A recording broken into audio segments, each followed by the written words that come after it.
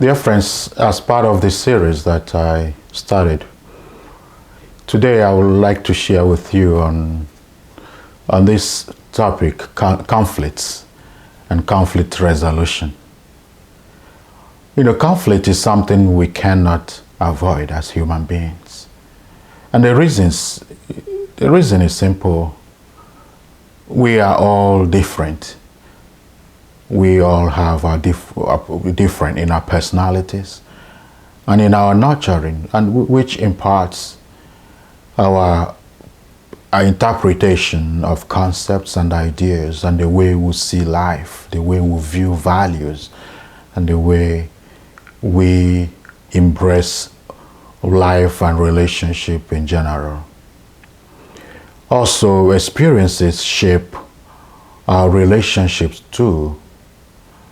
That the way you understand relationship may not be the way your spouse or your partner may understand relationship.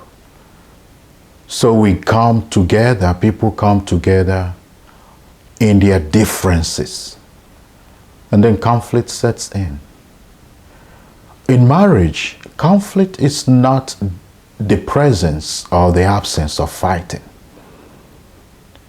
because disagreements at some levels of marriage are inevitable. Every marriage has some conflict of some sort. The issue is not the conflict, but how you handle the conflict itself. Whether you fight to resolve your dispute amicably or you fight selfishly to hurt your partner. So you see in marriages and relationships, people and couples employ different styles in their conflict resolution.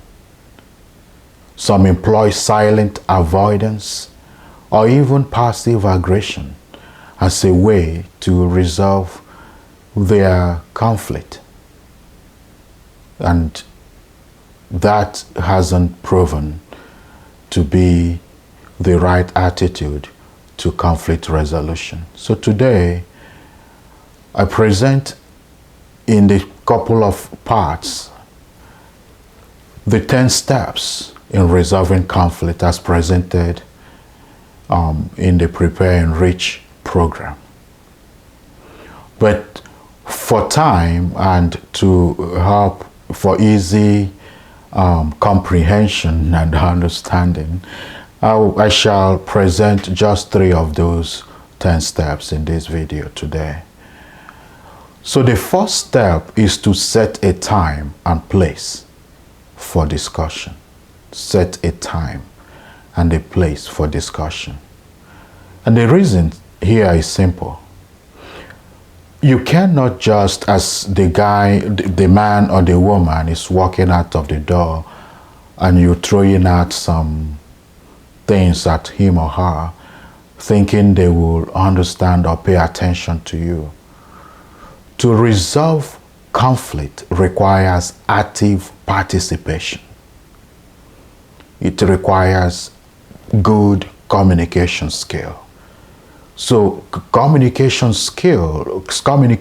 and active listening can only happen with an intentionality, which means set a time and a place for discussion.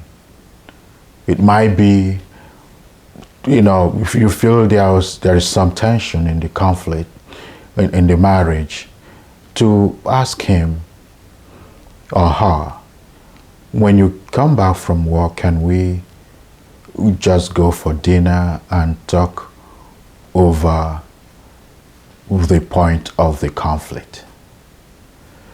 The second is define the problem and be specific. In this second point is very important because it's so easy to start making connections and dragging things that do not belong to the present issue under discuss, or going back to the past and making references. Yes, you can make references, but be specific in your definition of the problem that you are about to resolve. The third, which will be the last for this video, will be list the ways each of you contribute to the problem. No conflict will be resolved if either of the parties are playing defensive, are being defensive.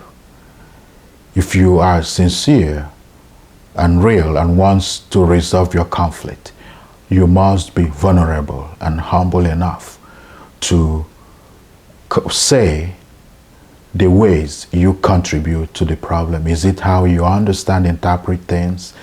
Is it what you assume the person did or said? Is it the grudge that you've had that the present situation triggers? These are the ways to begin in resolving your conflict. And if you have questions, please reach out. I'll be glad to respond. Reach out to us. We'll be glad to respond to you. And in the other videos that will come, the other parts to this conflict resolution, I shall be discussing the other points that Prepare and Reach gives as the 10 steps in resolving conflict in relationships and marriage.